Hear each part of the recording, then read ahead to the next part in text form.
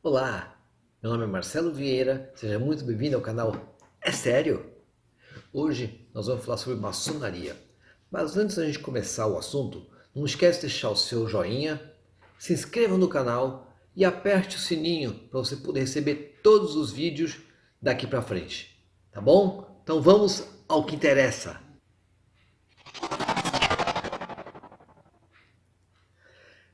Então vamos lá, galera. Primeiro é o seguinte, deixa eu falar uma coisa. Eu tenho visto na internet muitas pessoas falando sobre maçonaria, falando da maçonaria. E eu queria deixar uma coisa muito bem clara. Vamos parar de falar merda,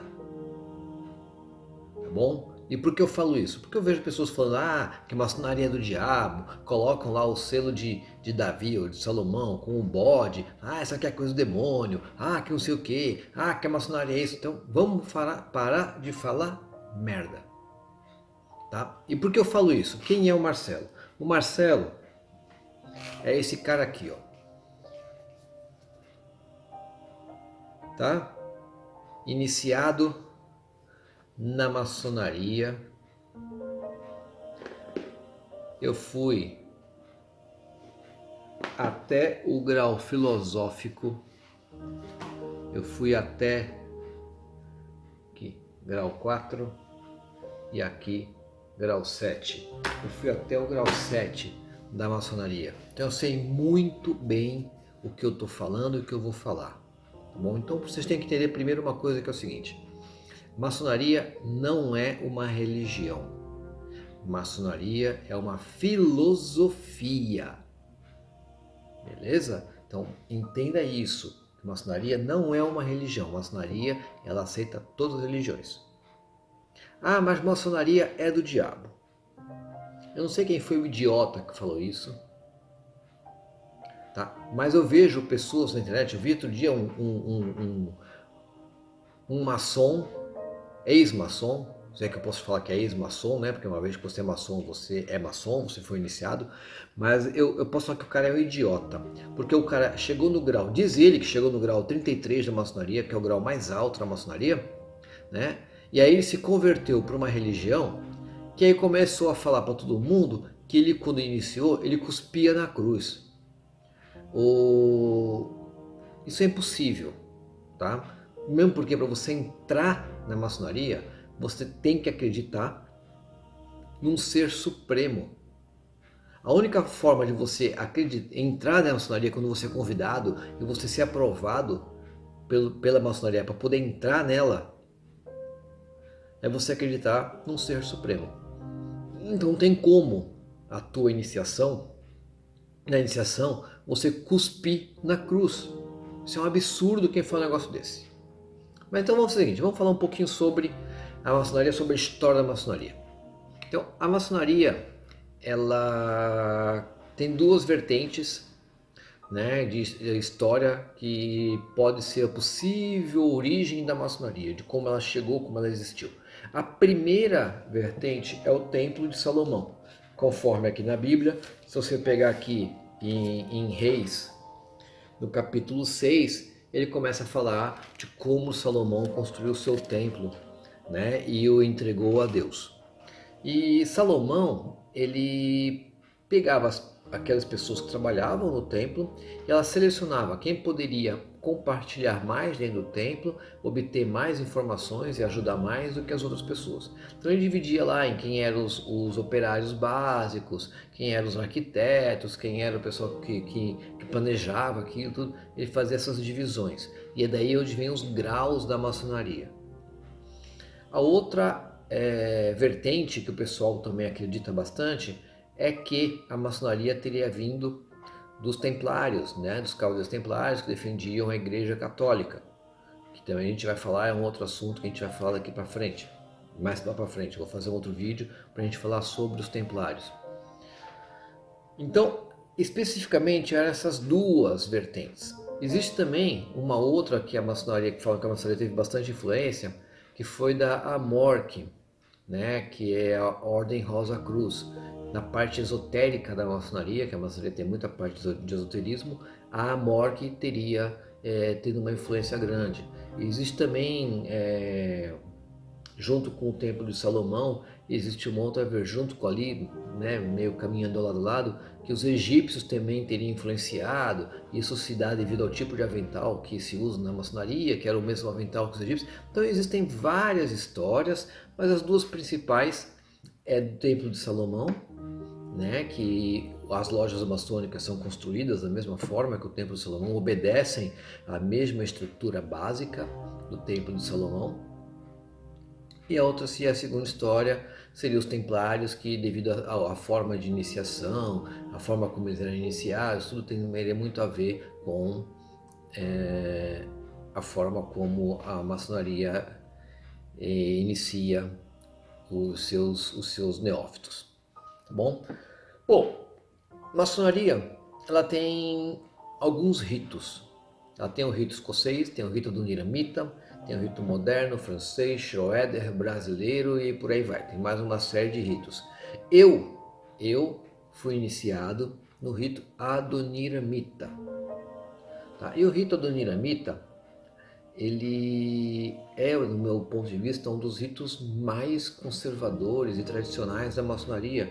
Eu diria que até seria o mais bonito dentro da maçonaria, dos ritos da maçonaria, que seria o rito mais bonito, né? Ele mantém algumas coisas que os outros ritos não tiveram. Mas, Marcelo, por que tem tanto rito assim? Por que dividiram tanto? Cara, é ego, né? Hoje a maçonaria, ela não tem mais o efeito como tinha antigamente, né? Então é muito ego das pessoas que estão num local ali também, e às vezes a pessoa não se sente bem naquele rito e decide criar um outro rito, e aí vai, né? E aí tem N coisas que podem fazer você criar um rito novo. Por exemplo, o rito moderno. O rito moderno tinham pessoas do rito escocês antigo aceito, pessoas do rito adoniramita, e eles se juntaram para poder criar um rito novo. Por que isso? Porque o rito adoniramita, por exemplo, ele, se for uma sessão simples, que não tiver nada para fazer, ela leva em média 2 horas. 2 horas de ritual. E aí tem pessoas que não gostam de ficar lá paradas sem fazer nada, né? Ficar lá 2 horas olhando um para a cara do outro, porque não é todo mundo que participa ativamente da sessão, né? Algumas pessoas, alguns só podem falar se a palavra é dada para eles poderem falar, se eles não podem falar, tem que ficar de boca fechada a sessão inteira, até por respeito. E cansa, né? Tem 1, 2, 3, 4, 5 anos você fica lá dentro fazendo a mesma coisa toda uma vez por semana, você faz a mesma coisa, chega uma hora que cansa. Então algumas pessoas fizeram o quê? Como era muito cansativo o ritual, como é muito cansativo o ritual do dinamita, eles abreviaram, né? Eles pegaram aquilo que mais importava, que era mais importante, aceleraram algumas coisas que poderia se acelerar, tudo, e montaram um rito moderno. Tá? Pegaram o escocês antigo aceito, pegaram a do dinamita, viram o que tinha de melhor neles, viram que dava para adaptar, para deixar ele de forma mais rápida, e adaptaram e deixaram ele de forma mais rápida. Então a sessão do rito moderno, ela deve durar mais ou menos 1 hora e pouquinho. Tá? Se não tiver nada a resolver, se não tiver nada para discutir, uma sessão simples, tranquila, é 1 hora e pouquinho no rito moderno. Tá? Mas aí o pessoal fala o seguinte, outra coisa que é legal vocês saberem, existem ordens ligadas à maçonaria para jovens. Tá? Então começou com o Lawton para os meninos e as filhas de Jó para as meninas. Depois criaram a Ordem de Molay, que é muito legal, eu já participei de algumas sessões do Demolay. É muito bacana o que a molecadinha faz, é impressionante. Tem um ritual deles lá, o ritual de festa, o ritual das 7 velas, se não estiver enganado, que é um ritual que é aberto aos pais assistirem e aos convidados, e é a coisa mais linda que eu já vi na minha vida.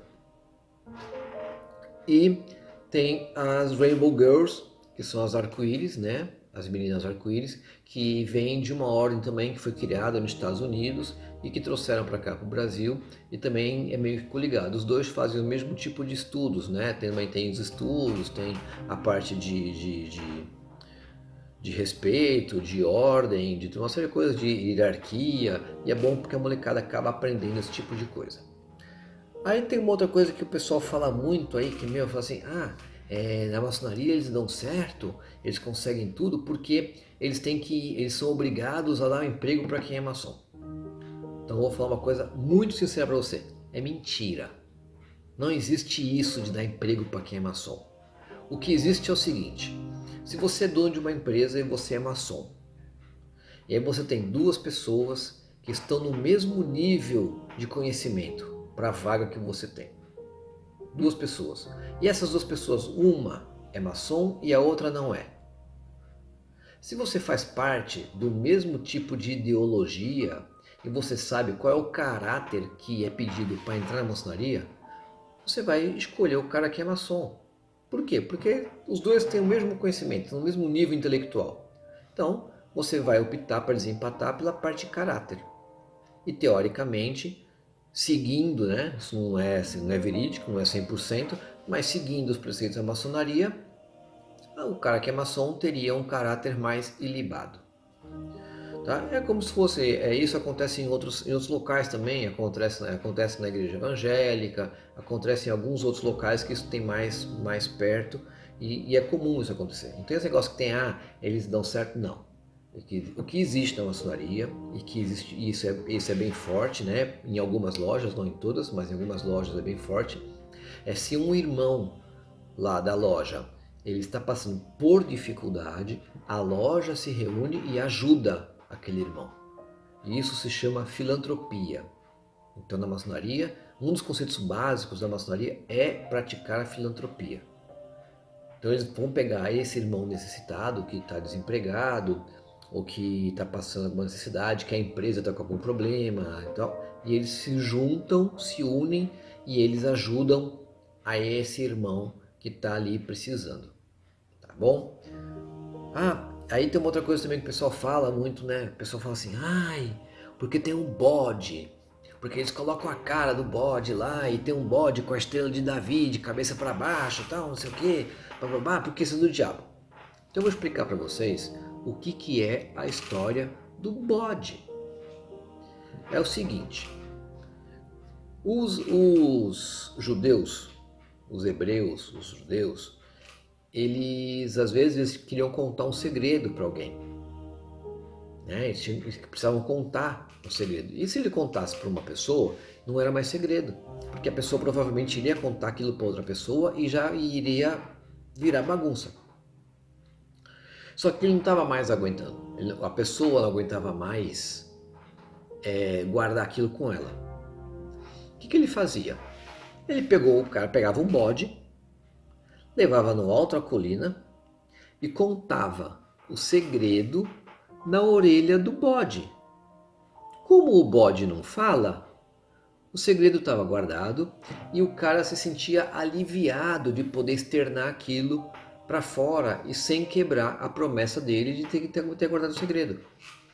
Então, os maçons se cumprimentam, olha o bode, olha a bodaiada junto, tá tudo bode, tá cheirando a bode, tudo tal. Numa brincadeira. Por quê? Porque existem segredos dentro da loja, existem segredos da ritualística e que não podem ser contados. Só quem está lá dentro é que sabe o que acontece, que sabe como funciona, quem já participou de uma sessão ritualística, que sabe como funciona, ou quem já foi iniciado, que sabe como funciona. E isto é um segredo. Então, pelo fato dos maçons guardarem segredo, é que eles foram buscar essa história na antiguidade e que chama-se de bode, um chama o outro de bode. Não tem nada a ver com magia negra, não tem nada a ver com o negócio do diabo. Então quem fica falando isso é uma pessoa que é ignorante, porque não corre atrás, não vai tentar saber o que está acontecendo. Beleza? Bom, legal. E como é que funciona a maçonaria? A maçonaria, como eu já falei, ela é uma filosofia. Porém, o que acontece? Ela foi muito perseguida na Idade Média, foi muito perseguida no seu passado. A Igreja Católica perseguiu com a Inquisição, os reis perseguiram a maçonaria, porque a maçonaria sempre teve por filosofia falar sobre a liberdade e trazer a liberdade para o povo. E muitos movimentos no mundo foram feitos através da maçonaria. Por exemplo, a Revolução Francesa, do qual nasceu o lema da maçonaria, que é igualdade, fraternidade, liberdade, igualdade e fraternidade. São as três palavras, as três fontes, os três pilares da maçonaria: liberdade, igualdade e fraternidade. Nasceu isso lá na Revolução Francesa, porque quem elaborou a Revolução Francesa foram os maçons. Aqui no Brasil, nós temos a Inconfidência Mineira, que foi elaborada por maçons, a Proclamação da Independência, a Proclamação da República. Nós temos 3 fatos no Brasil que foram orquestrados pela maçonaria. Aí existem várias histórias sobre como isso foi feito, quem eram os maçons que faziam parte, tudo mais. Bom, mas então, aí o que acontece? Hoje em dia, o pessoal fala: Marcelo, mas a maçonaria não é secreta? Ela já foi secreta. Hoje ela é discreta. Hoje não tem mais negócio segredo. Mas por que isso? Pelo fato que antigamente, devido a essa perseguição que se tinha, as pessoas não poderiam falar que elas eram da maçonaria. Então elas tinham sinais para se reconhecer, tinham palavras que elas falavam para se reconhecer, e as pessoas assim sobreviviam. E quando você entrava na maçonaria, lá dentro, ninguém sabia o seu nome real. Você tinha apelidos, né, que a gente chama hoje de nomes históricos. Então, por exemplo, o meu nome histórico, quando eu fui iniciado na maçonaria, e o rito do Niramita, eu acho que é um dos únicos que preserva essa tradição da maçonaria, que é de colocar nomes históricos, eu recebi esse nome aqui, ó. Recebi o nome de Nereu Ramos.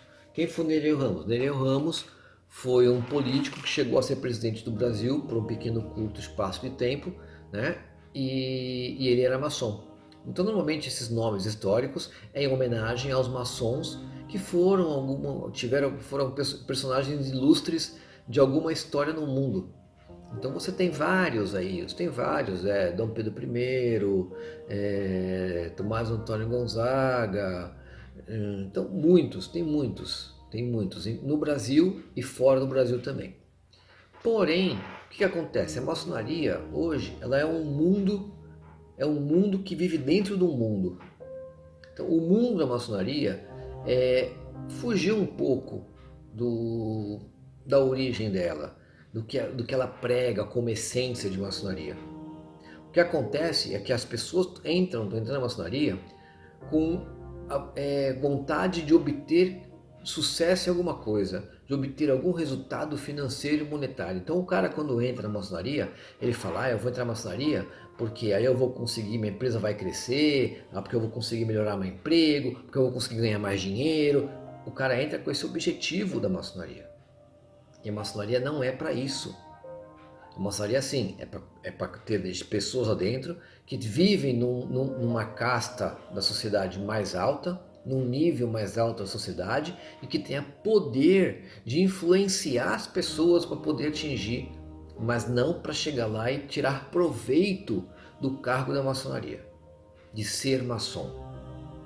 Tá? E, infelizmente, nos últimos anos, o que tem mais acontecido é isso. São pessoas entrando na maçonaria para poder tirar proveito dela, tirar proveito de ser maçom. Tá? Por isso que eu falo que aqui no Brasil e talvez no mundo, a maçonaria esteja deitada em berço esplêndido, porque eles não estão fazendo nada. Nada. Tá? A maçonaria já há anos que ela não faz nada. Ela fica olhando como espectadora de tudo que acontece no país e no mundo. Tá bom? Então hoje é assim que funciona a maçonaria. A maçonaria é simplesmente uma filosofia que as pessoas vão lá para poder fazer uma reunião. E muitas lojas vão lá e falam o seguinte: a gente veio aqui e tal, vamos se reúnem lá às 2 horas, aí acaba, vai pro ágape, pro jantar, aí bebe, come, fala uma opção de merda, conta piada, conta besteira e não faz nada. Algumas fazem um trabalho de filantropia, outras nem isso fazem, né? E isso foi um dos motivos que me levou a sair da ordem, sair da maçonaria, né? No meu caso, eu sou adormecido, que a gente chama de adormecido. Eu estou adormecido e não tenho intenções de voltar, pelo menos por enquanto, para a maçonaria, porque eu não vejo nada de grandioso ou alguma coisa que eu possa fazer e que a maçonaria vai fazer pela população e pelo povo. Tá? Hoje em dia, eles se reúnem só para poder comer, beber, falar merda, né? E poder ter uma desculpa para poder sair de casa uma vez por semana sem a mulher achar ruim. Beleza? Bom, aí tem outro detalhe que é assim, quando você sai da maçonaria, eles te matam. Antigamente realmente matavam. Antigamente realmente, devido ao fato da maçonaria ser secreta, o que acontecia? Você saía dela, você punha em risco todo o grupo ali. E aí, se o governo ou quem tivesse contra a maçonaria descobrisse quem eram as pessoas, elas iam ser presas ou mortas. Então imagina só a situação. Você está dentro de uma reunião da maçonaria, você está discutindo ali como está elaborando, né, está orquestrando a Inconfidência Mineira. E no meio dessa Inconfidência Mineira, no meio desses membros que estão ali, um deles fala, eu não quero mais fazer parte disso, estou saindo fora. Eles iriam colocar todos em risco. E aí esse cara que falava que ia sair fora, ele aparecia morto. E aí existiam formas de matar e sinais que eles deixavam para saber que foi a maçonaria que matou, para botar medo nos outros integrantes de não largar, de não sair de lá, porque senão eles também iriam morrer. Mas tudo isso era feito para poder manter a vida dos outros que estavam tentando fazer alguma coisa de boa para a população, ou para um grupo, ou para alguma coisa. Assim foi com a Inconfidência Mineira, a proclamação da República. O que eles fizeram? O que a maçonaria fez? A maçonaria pegou, iniciou Dom Pedro I num dia, no dia seguinte tornaram Dom Pedro grão-mestre, que é o grau mais alto da maçonaria. Por quê? Porque ele era o príncipe regente do Brasil e ele precisava proclamar a independência do Brasil para se ver livre de Portugal. Então isso foi orquestrado pela maçonaria também. Então, gente, pelo amor de Deus, para de falar merda. Para de falar besteira da maçonaria. A maçonaria tem os defeitos dela, tem os problemas dela, mas ela não é isso que ficam falando de demônio, de diabo, de que não sei o que, não sei o que lá, que agora tá ligada com Illuminati, porque a maçonaria vai... Não, para com isso, pelo amor de Deus. Vamos segurar um pouco mais a onda e vamos deixar a coisa fluir como tem que ser. A maçonaria ela sempre esteve envolvida com política, sempre. Desde que ela foi criada, até envolvida no meio da política. Por quê? Para poder ter gente da maçonaria dentro e conseguir melhorar um pouco o que o povo precisa. O que acontece é que entrou muita gente que não tem uma índole muito boa dentro da maçonaria e está se utilizando desse fluxo errado para poder tomar decisões erradas. Tá bom? Espero que vocês tenham gostado do vídeo de hoje. Se você ainda não deixou o seu like, deixa o seu joinha aí. Se inscreva no canal, aperte o sininho para você poder receber todas as notificações dos vídeos que eu vou colocar. Beleza, gente? Então até mais. A gente se encontra por aí.